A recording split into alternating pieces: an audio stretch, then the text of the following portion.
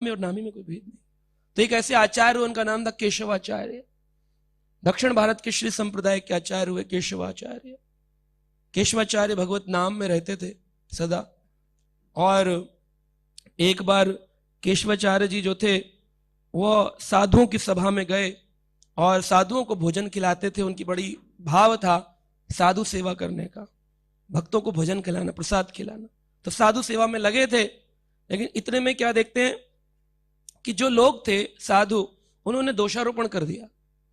कहा कि अभी जब तुम भगवान को भोग लगा रहे थे चादर डाल के, जैसे हमारे प्रभु जी अभी कीर्तन कर रहे थे बिना स्वेटर के, तो असीम हमारे प्रभु जी असत कृष्ण प्रभु, तो वो बता रहे थे कि चादर डाल के जब जा रहे थे तो उनके यहां पर जब दीक्षा होती है तो शंख और चक्र बनाए जाते हैं उनकी संप्रदाय में।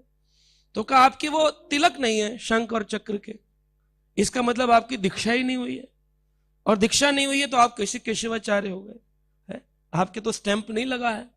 तो कुछ संप्रदायों में स्टैंप लगाए जाते हैं ऊपर, तो यहां पर मार्क किए जाते हैं। हम लोग तो तिलक गोपी चंदन से बनाते हैं 12 स्थान पर, परंतु वो अपनी बाजुओं पर स्टैंपिंग होती है।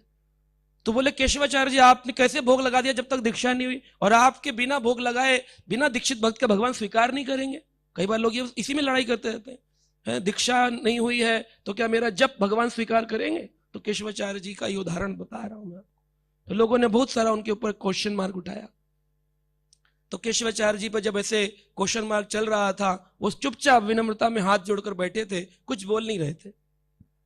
तो कौन सी शक्ति थी केशवाचार्य के पास? सहन शक्ति, जो परीक्षित के पास थी।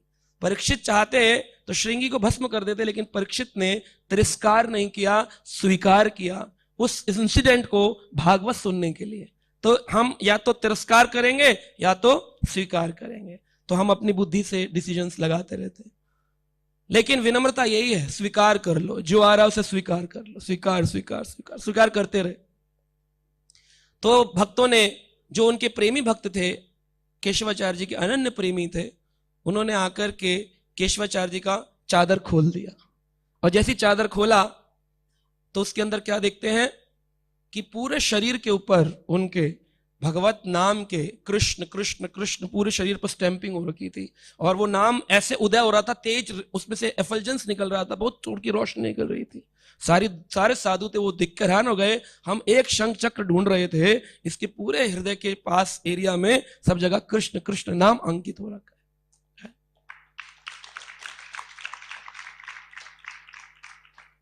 तो कैसे नाम अंकित हुआ था? उनकी विनम्रता